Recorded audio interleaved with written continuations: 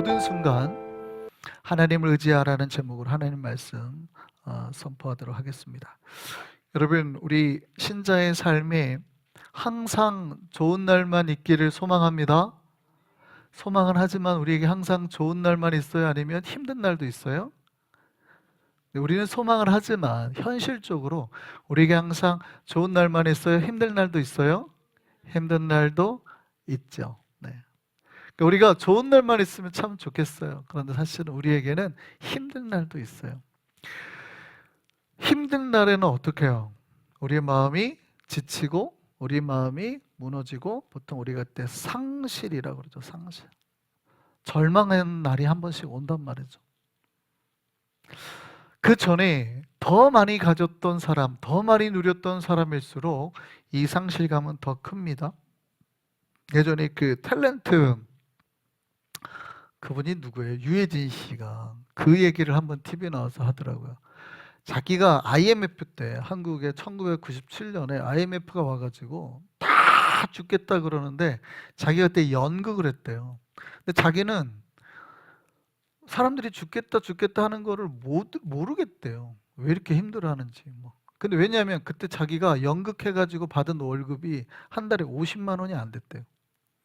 그러니까 자기는 50만 원밖에 안 받으니까 이게 경제적으로 아무리 다른 사람들이 힘들다고 해도 뭐가 그렇게 나빠졌는지 잘 못 느끼게, 많이 못 누렸었기 때문에 별 누린 게 없으니까 그렇게 힘든 거를 모르겠더라는 거예요.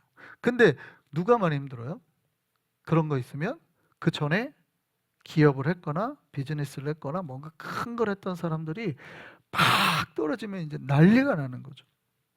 여러분, 우리가 절망의 날에 많이 힘들어 하죠. 근데 누가 더 많이 힘드냐면 그 앞전까지 조금 행복했고 평탄했고 잘 살았고 많이 누렸을수록 이게 떨어지면 더 많이 힘든 거예요. 우리에게 그럴 때 있죠. 우리가 좋은 날이 계속되면 좋을 것 같지만 좋은 날 가다가 조금 떨어져가지고 이게 어느 정도 우리가 면역력이 생겨야지 계속 좋기만 하다가 갑자기 한 방에 팡 떨어지잖아요? 그럼 어떻게 돼요? 굉장히 힘든 거예요. 굉장히. 오늘 그 상실의 날이 왔을 때 어떻게 우리가 이겨낼 수 있는지 한번 말씀을 통해서 본문을 통해서 살펴봤으면 좋겠습니다. 오늘 본문의 주인공이 나와요. 다윗이라는 사람이 나옵니다. 다윗은 원래는 정말 이스라엘에서 가장 밑바닥 인생을 산 사람이죠. 그 목동이었습니다. 목동.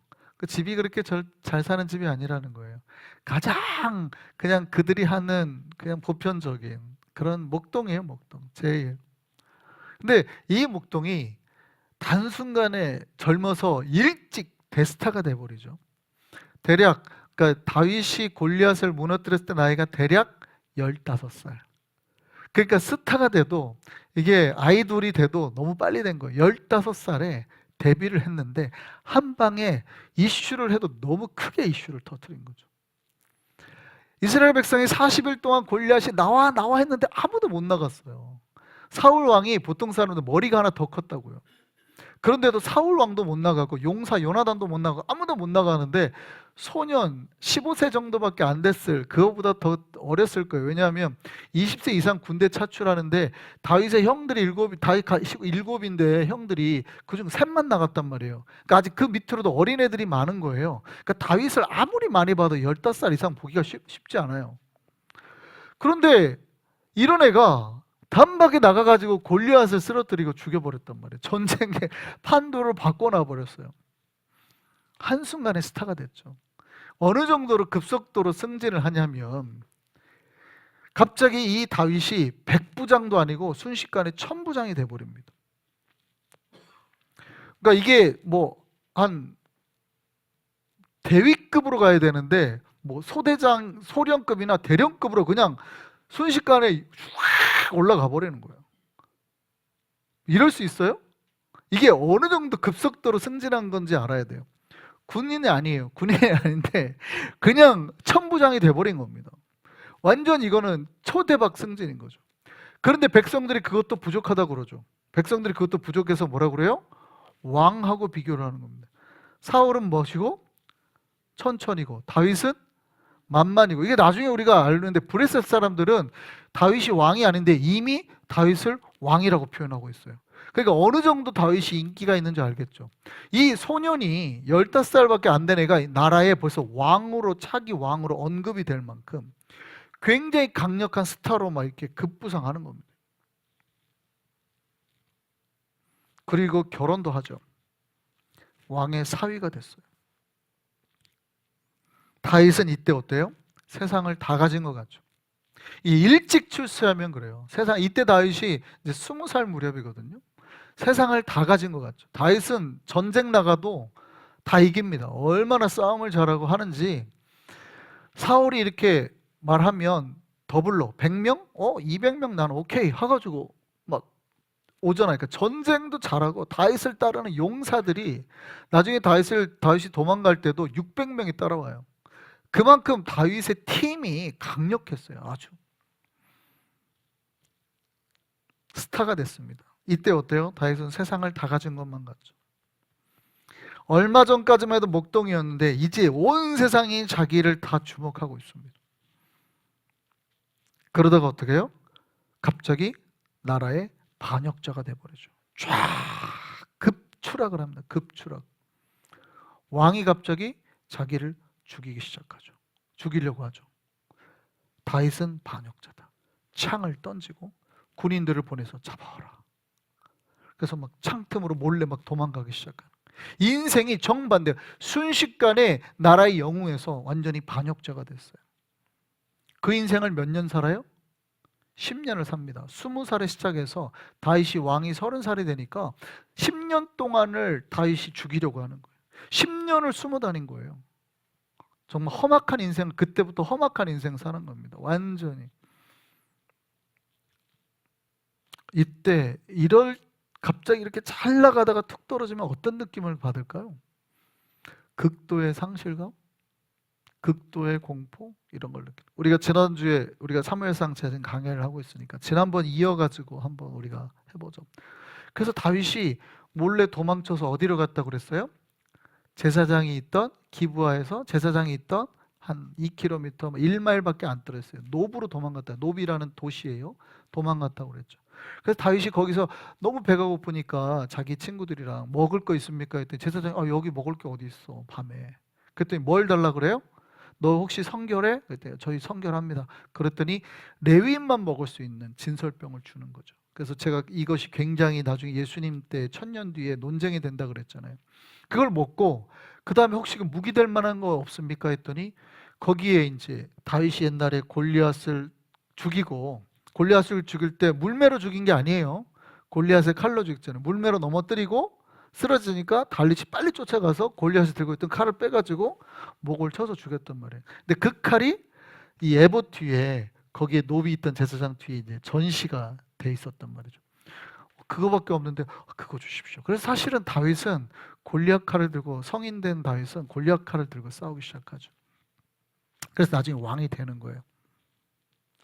그리고 이제 다윗이 다시 도망쳐 나오는 게 오늘 본문의 이야기입니다.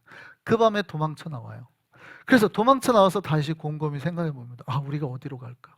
근데 생각해 보세요. 이스라엘 나라가 그렇게 크지도 않아요. 근데 왕이 나를 죽이려고 해. 군대가 그 뒤쫓아오고 있어. 갈 데가 있어요? 없어요? 없어요, 사실은. 아무리 그래도 여기 뭐 플러싱 지역에서 내가 도망가면 어디로 가겠냐고요, 도대체. 갈 데가 없는 거예요. 고민하다가 그 밤에 우리가 살 때는 적군밖에, 우리가 생각하는 이 적국밖에 없다. 그 당시 이스라엘의 적국이 어디예요? 블레셋. 그래서 블레셋으로 그 밤에 도망을 가게 되는 거예요. 항복하는 거예요. 투항해버리는 거예요. 우리가 항복하고 여기 들어가겠다. 그 당시에 블레셋 국가를 우리가 알 필요가 있습니다. 블레셋은 오늘날의 사회에 뭐 왕국이 있는 나라가 아니고 큰 도시 5개가 연합을 해가지고 만든 도시예요. 그 중에 제일 큰 도시가 가드라는 지역이고, 그 가드의 왕이 아기스고, 블레셋 전체 왕을 성경은 아비멜렉이라고도 하고 그래요. 성경 어디는 아기스라고 했다가 아비멜렉이라고 했다가 이러는데 그게 무슨 차이입니까? 전체 왕은 보통 아비멜렉이라고 그러고 이 5개 중에 제일 큰 도시 가드의 왕은 아기스예요. 근데 이 가드로 이제 가는 거예요. 근데 재밌는 거는 골리앗이 어디 출신이에요? 바로 그 가드 출신이에요. 그러니까 골리앗의 고향으로 도망을 가는 거예요. 제일 큰 도시 골리앗의 고향으로. 아이러니하죠. 자기가 그 골리앗을 죽여서 이스라엘의 완전 영웅이 됐는데 결국 다시 자기가 도망갈 데가 없으니까 거기로 도망을 가는 거예요. 오늘 본문의 이야기가 거기서 시작이 됩니다. 다윗이 항복하고 가죠.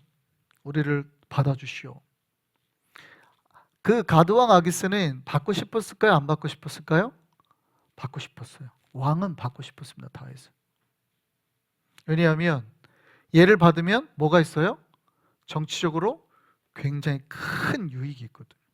지금 상대의 거의 왕이라고 불릴 만큼의 사람이 투항해 온 거잖아요. 그러니까 이게 정치적으로 얼마나 큰 이득이 있어요.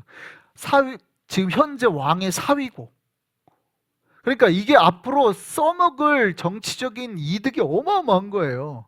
그러니까 왕은 무조건 투항을 받고 싶은 거예요. 정치적으로 받고 싶었어요. 근데 백성들은 받고 싶었어요? 안 받고 싶었어요? 백성들은, 신하들은 안 받고 싶었습니다. 왜 그럴까요? 생각해 보면 골리앗 정도면 어느 정도예요? 골리앗 정도의 강력한 장군이면 이미 신하들 중에는 누가 있다는 거예요? 골리앗의 패밀리가 있다는 거죠. 골리앗의, 나중에 성경을 보면 골리앗의 형제들이 있었어요. 그래서 어떤 목사님들 해석하기에 다윗이 뭐 돌 5개를 들은 건 골리앗뿐만 아니라 그 형제들까지 다 죽이려고 했다라고 이제 조금 해석하는 부분도 있어요. 그만큼 골리앗의 형제들이 장수로 아직 블레셋에 자리하고 있었단 말이에요. 그 집안 자체가 어마어마한 집안이에요. 그러니까 왕은 다윗을 좀 받고 싶었는데 신하들은 왼수잖아요. 아무리 그래도 받고 싶어요? 안 받고 싶어요? 안 받고 싶은 거예요. 그러니까 왕이 못 받을 만한 말을 합니다. 다윗이 투항을 딱 하니까 신하들이 뭐라고 그러냐면 이런 말로 왕을 공격하죠. 왕이시여, 이스라엘에 이런 노래가 있습니다. 사울이 죽인 자는 천천이고 다윗이 죽인 자는 만만이랍니다. 그리고 그들이 뭐라냐면 이스라엘의 왕이라고 하는 다윗 아닙니까? 다 그렇게 말을 해요. 아직 왕이 아닌데. 그러니까 아기스는 다윗을 받아야 자기 정치적으로 되게 유리하다는 걸 알아요. 근데 신하들이 이렇게까지 반대를 하니까 받아들여요? 못 받아들여요? 못 받아들이죠. 다윗이 그 자리에 있었습니다. 다윗이 딱 보니까 이게 큰일 났네. 나 이거 투항하러 왔는데 이거 나 잘못하다가 죽을 판이네. 딱 생기죠. 이때 다윗이 어떻게 했어요? 오늘 성경에 이렇게 돼 있어요. 갑자기 다윗이 대문짝을 향해서 손가락질을 하며 수염에 침을 질질 흘리며 미친 채로 그 영웅 다윗이 한때는 어떻게 돼요? 너는 칼과 창과 단창으로 내게 오르나 나는 만군의 여호와 이름으로 나가노라. 팍 해가지고 쫓아가지고 팍 우와 이랬던 다윗이 지금 5년도 안 돼서 갑자기 어떻게 해요? 그들 앞에 가서 골리앗 사람들 가족들 앞에서 어떻게 해요? 미친 채 침 흘리면서 이랬다는 거야. 이랬다. 침을 줄줄 흘리면서 미친 채 했던 그 영웅 다윗이 이랬다는 거예요. 그러니까 왕도 알아요, 몰라요? 왕도 알죠. 진짜로 미쳤다는 게 아니에요. 지금 다윗의 심정을 보라는 거예요. 지금 다윗이 얼마나 고통스럽게, 자기는 평생 하나님 믿고 산 사람이잖아요. 어려서부터 하나님 앞에 정말 매일 찬양하면서 10편에 이 150편의 절반을 다윗이 썼어요. 매일 하나님 만드는 노래 썼던 사람이고 하나님 위해서 노래하면서 매일 물매 훈련해가지고 사자나 곰 싸워서 이겼고요. 막 그 입 찢고 막 다윗이 데려왔다 그러잖아요. 양이 물려가면 제가 가서 사자 입에서 그 막 데리고 왔습니다. 이런 다윗이란 말이죠. 블레셋과 얼마 전까지 싸워도 다윗 나가면 다 죽었다니까요. 근데 지금 다윗의 상황이 어때요? 비참하죠. 비참하죠. 이렇게 힘들 수가 없네. 지금 그냥 됐어, 나 물러나겠어, 이게 아니에요. 하면서 침을 줄줄 흘렸다는 거예요. 수염을 흘리고 그 대문에 막 이렇게 막 손가락질하고 뭐 이랬다는 거예요. 지금 여러분 이 다윗의 지금 이 심정이 이해가 돼요? 보통 이 상태가 되면 우리가 하나님 앞에 어떤 마음이 들까? 어떤 마음이 들까요? 어떤 마음이? 원망의 마음이 들지 않을까요? 아니, 하나님, 골리앗을 했을 때 하나님 도대체 어디가 계신 겁니까? 내가 골리앗 넘어뜨렸을 때 하나님 지금 어디가 계시길래 내가 이렇게 고통 가운데 버림받게 하시는 겁니까? 이런 기도 안 나올까요? 너무 힘들어가지고. 하나님 한때 나를 그렇게 영웅 만들어주시고 단박에 하나님의 이름으로 승리하게 하셨던 그 하나님 어디 계십니까? 라고 하지 않을까요? 우리가 이때 다윗의 마음을 알 수 있을까요? 없을까요? 알 수 있어요. 시편 34편이 그렇게 되어 있습니다. 이렇게 시편 34편의 제목이 있어요. 뭐라 하냐면 다윗이 아비멜렉 앞에서 미친 채 하다가 쫓겨나서 지은 시. 그러니까 다윗이 그 앞에서 미친 채 하다가 쫓겨나서 바로 시를 하나 지었어요. 그게 시편 34편이에요. 그러면 그걸 딱 보면 지금 다윗의 마음이 어떤 상태인지, 하나님 죽겠습니다, 이런 게 딱 나올 거 아니에요. 보시죠. 뭐라고 했는지. 시편 34편 1절에서 10절까지 한번 보시죠. 다윗이 뭐라고 했는데, 그 순간 다윗이 뭐라고 했는지 보시죠. 시작. 내가 여호와를 항상 송축하며 내 입술로 항상 주를 찬양하리이다. 내 영혼이 여호와를 자랑하리니 곤고한 자들이 이를 듣고 기뻐하리로다. 나와 함께 여호와를 광대하시다 하며 함께 그의 이름을 높이세. 내가 여호와께 간구하매 내게 응답하시고 내 모든 두려움에서 나를 건지셨도다. 그들이 주를 앙망하고 광채를 내었으니 그들의 얼굴은 부끄럽지 아니하리로다. 이 곤고한 자가 부르짖음에 여호와께서 들으시고 그 모든 환난에서 구원하셨도다. 여호와의 천사가 주를 경외하는 자를 둘러 진치고 그들을 건지시는도다. 너희는 여호와의 선하심을 맛보아 알지어다. 그에게 피하는 자는 복이 있도다. 너희 성도들아 여호와를 경외하라. 그를 경외하는 자에게는 부족함이 없도다. 젊은 사자는 궁핍하여 줄일지라도 여호와를 찾는 자는 모든 좋은 것에 부족함이 없으리로다. 아멘. 여러분 잘 보세요. 물론 뒤에 계속 되는데 여기에서 다윗이 하나님을 원망하는 구절이 한 구절이라도 있어요, 없어요? 와, 근데 이게 이해가 되세요?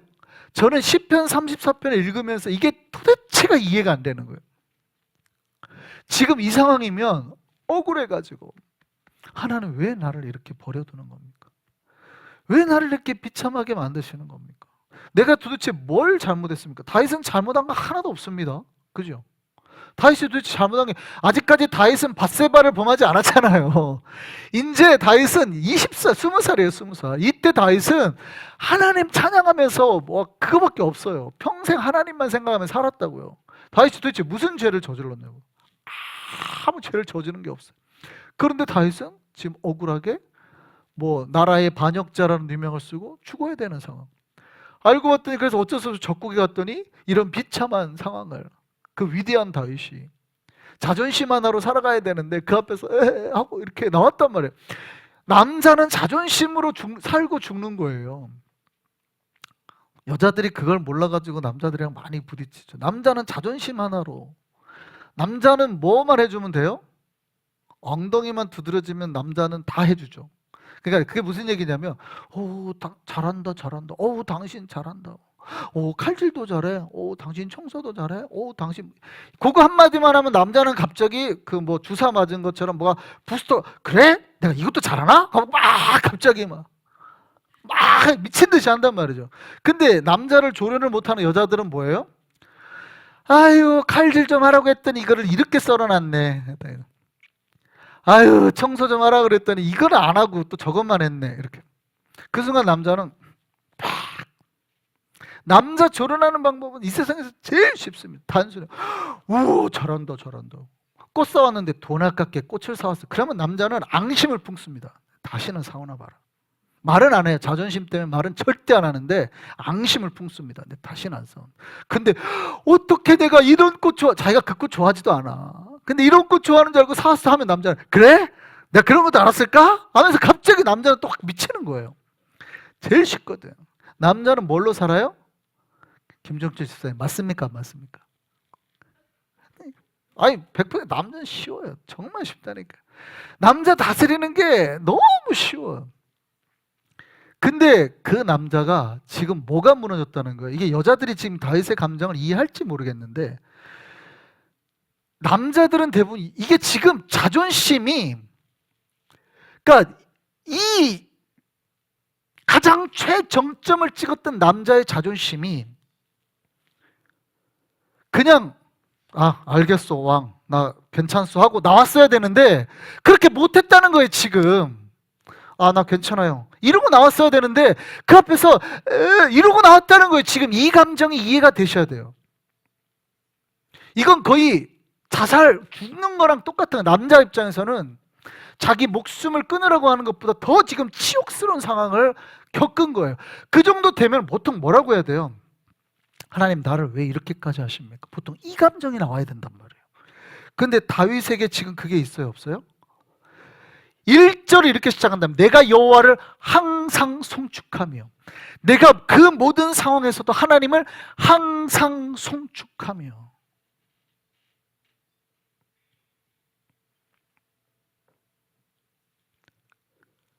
주님께서 나를 항상 지키셨도다. 그리고 뭐라 그래요? 여호와를 경외하는 자에게는 부족함이 없도다. 젊은 사자는 궁핍하여 줄일지라도 여호와를 찾는 찾는 자는 모든 좋은 곳에 부족함이 없으리로다. 지금 다윗이 부족해요? 안 부족해요? 부족하지. 먹을 게 아무것도 없어요. 지금 먹을 게 아무것도, 지금 먹을 게 없어가지고 방금 제사장한테 가가지고 죄송한데 먹을 게 이거 제사장만 먹을 건데 그거라도 좀 주시면 안 돼요? 해가지고 그걸 먹고 온 거예요. 먹을 게 없어요. 근데 다윗의 고백에 지금 뭐가 있어요? 하나님을 믿어라. 젊은 사자는 궁핍하여 줄일지라도 여호와를 찾는 자는 모든 좋은 곳에 부족함이 없으라. 이런 고백이 어떻게 나올 수 있냐고. 이런 고백이에요. 여러분, 다윗을 우리가 이걸 알아야 돼요. 다윗은 이 상황에서도 하나님을 믿음으로 바라봤다는 거예요. 할렐루야. 여러분, 믿음이 뭔지를 기억하셔야 됩니다. 믿음은 현재 상황을 바라보고 객관적인 사실을 확인을 하거나 하는 판단이 아니에요. 팩트 체크하는 게 아니에요. 믿음은 내가 현재가 그러할지라도 미래를 땡겨 쓰는 겁니다. 앞으로 내가 믿는 저 하나님이 내 미래에 나를 복되게 하실 것이라는 건 미래를 땡겨 쓰는 거예요. 이해되세요? 이게 여러분 천국 갔어요? 안 갔어요? 여러분 아직 천국을 안 갔지. 가면 어떻게 현실에 있잖아요. 천국은 우리가 언제 가는 거예요? 예수님 재림하시는 날. 혹은 뭐 죽으면 간다고 하지만 죽는다는 게 예수님 재림하실 때 우리가 부활해서 천국 가는 거니까, 죽으면 요 순간이 하루가 1000년이 되니까 뭐 똑같은 말이긴 하지만 조금 정확하게는 예수님 재림하셔야. 근데 예수님 재림했어요? 안 했어요? 안 했죠. 우리가 아직 천국을 안 갔네. 근데 우리는 천국 갈 줄 알죠. 왜요? 미래를 믿는다는 거. 현재 내가 예수를 믿는다는 거는 앞으로 미래를 내가 땡겨서 현실로 살아가는 거예요. 그래서 누가복음에 보면 천국이 어디 있느냐 그러죠. 천국이 여기 있다 저기 있다 하지 말고 천국은 어디에 있느니라? 너희의 안에 있느니라. 왜 천국이 예수님께서 우리 안에 있다고 말해요? 예수를 만난 사람은 예수께서 앞으로 가지고 올 이 천국을 땡겨 쓴단 말이에요. 그래서 몰트만이라는 신학자는 좀 어려운 표현을 했습니다. 우리가 미래를 향해서 나아가는 게 아니라 미래가 우리를 향해서 어드밴스드 돼서 온다. 그러니까 미래가 거꾸로 우리에게 다가온다는 표현이에요. 그게 뭐냐면 믿음이라는 거는 현재 상태를 보는 게 아니에요. 현재 내가 힘들고 고통스럽고 어려우니까 그럼 나는 힘든 사람이네, 고통스러운 사람이네, 어려운 사람이네, 이런 걸 보지 않는다는 거예요. 내가 비록 고통스러워도 나에게 복을 줄 하나님의 소망을 가지고 미래를, 그 주님이 앞으로 닥칠 복을 가졌다가 현재 쓴단 말이에요. 그러니까 비록 내가 줄이는 것 같지만 절대 나는 굶주리 아닐 거라는 고백을 하는 거예요. 지금 내가 고통스럽지만 절대 나는 고통스럽지 않을 거라는 걸 고백하는 거예요. 나는 풍요로울 거다. 왜? 지금 내 안에 계신 하나님, 이 하나님을 믿는 이 믿음은 미래를 땡겼으니까, 천국을 땡겼으니까, 복을 땡겨서 현실에 쓰게 할 것이니까, 나의 미래는 다 복되게 할 것이니까. 할렐루야. 이게 믿음이란 말이에요. 이게. 그래서 믿음이 있는 사람은 현실을 객관적으로 파악하지 않아요. 절대. 현실은 좋을 수도 있고 나쁠 수도 있어요. 그렇잖아요. 항상 어떻게 다 좋아. 나쁠 수 있지. 현실은 나쁠 수도 있어요. 그렇다고 해서 그 사실을 그대로 보고 현실이 좋으니까 객관적으로 팩트 좋다 나쁘다 이런 거 안 한다고요. 그것과 상관없이 내 미래는 반드시 뭐 할 거다? 좋을 거다. 왜? 내가 이 하나님을 믿으니까. 할렐루야. 이 하나님은 나한테 좋은 거 가져다 줄 거니까. 그래서 마지막에 뭐라는 거예요? 젊은 사자는 다 굶주릴 수 있어. 그러나 하나님을 찾는 사람은 부족함이 없을 거야. 믿으라고 다윗이 그러는 거예요. 할렐루야. 믿기를 소망합니다. 이게 믿음이에요. 다윗 안에는 그게 있었어요. 이게 다윗이 20살 때 했던 고백인데 10년 동안 힘들었어요. 그런데 30살에 왕이 됐잖아요. 할렐루야. 하나님은 이 믿음을 가진 사람의 소망을 이루어 주신단 말이에요. 할렐루야. 우리가 지금은 바닥을 볼 수 있어요. 어쩌면 내가 너무 힘들어서 비굴해가지고 남자 자존심에 이럴 때가 있어요. 그런데 믿음이라는 게 뭐냐는 걸 이해하셔야 돼요. 내가 믿는 하나님은 반드시 나를 어떻게 해요? 소망으로 복된 길로 인도하실 것이다. 할렐루야. 이게 신자들의 믿음이에요. 믿음. 지금 오늘을 보는 게 아니에요. 내일, 1년 뒤 하나님께서 반드시 나에게 복을 주실 것이다. 이 믿음이 우리에게 있기를 소망합니다. 우리의 삶에 최악의 상황이 다가올 때도 있죠.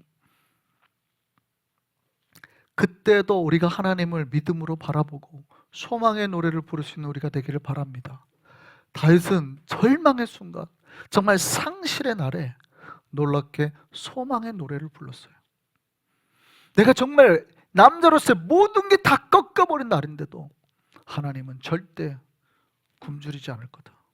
풍요롭게 하실 거다. 여호와만이 오직 높임을 받으소서. 이랬단 말이에요.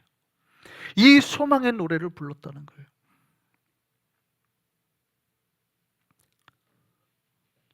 주님께서는 당신을 믿고 소망의 노래를 부르는 모든 자에게 당신의 놀라운 역사를 이루게 하실 줄 믿습니다.